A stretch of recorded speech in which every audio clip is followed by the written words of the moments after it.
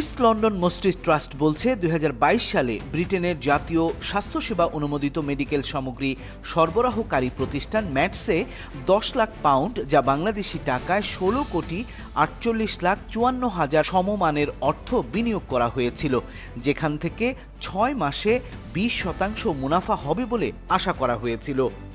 এখন ব্রিটেনের charity commission সংবাদ বিজ্ঞপ্তিতে দাবি করেছে অর্থ বিনিয়োগকারী প্রতিষ্ঠানটি দেউলিয়া হয়ে যাওয়ায় মসজিদ ট্রাস্টের বিনিয়োগকৃত ১০ লাখ পাউন্ডও হাওয়া হয়ে গেছে।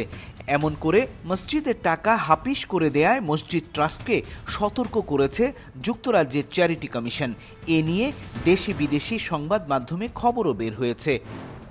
দাতব্য প্রতিষ্ঠানের নিয়ন্ত্রক সংস্থাটি দেখছে ট্রাস্টিরা দাতব্য কার্যক্রমের উপর পর্যাপ্ত তদারকি করতে ব্যর্থ হয়েছে।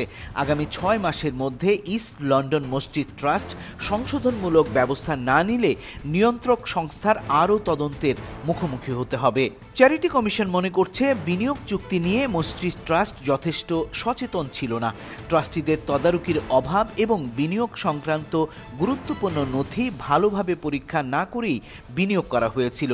চ্যারিটি কমিশনের কমপ্লায়েন্স পরিদর্শন ও তদন্ত বিভাগের প্রধান জোশুয়া ফারব্রিজ বলেন, ট্রাস্টিরা এমন একটি বড় বিনিয়োগের জন্য প্রয়োজনীয় তদারকি তো করেইনি, সাথে তারা বিনিয়োগ সম্পর্কে যথাযথ তথ্য রাখেনি।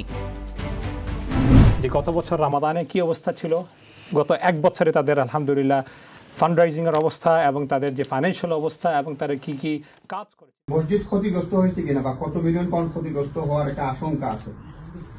ক্ষতিগ্রস্ত তো কিছুটা হবেই, কারণ আপনার যখন একটা সমস্যা হয় তখন ক্ষতি তো হবে না, কিন্তু আমরা যেটা চেষ্টা করতেছি, আমরা আপ্রাণ চেষ্টা করতেছি এই ক্ষতিটা থেকে উঠে আসি। ব্রিটেনে মুসলিম কমিউনিটির উদ্যোগে ১৯১০ সালে প্রতিষ্ঠিত হয় ইস্ট লন্ডন মসজিদ, যাতে মূলত ব্রিটিশ বাংলাদেশিরা পৃষ্ঠপোষকতা করে আসছেন। ইউরোপের বৃহত্তম এ মসজিদের পরিচালনার দায়িত্বে রয়েছে ইস্ট লন্ডন মসজিদ ট্রাস্ট।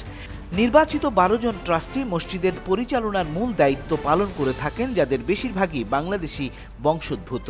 রমজান মাসে সাহায্য তোলা সহ নানান কর্মসূচির মাধ্যমে ইস্ট লন্ডন মসজিদ বছরে ৪ থেকে ৫ মিলিয়ন পাউন্ড তহবিল সংগ্রহ করে থাকে। মাহবুব শারক, পলিটিকা টিভি, লন্ডন।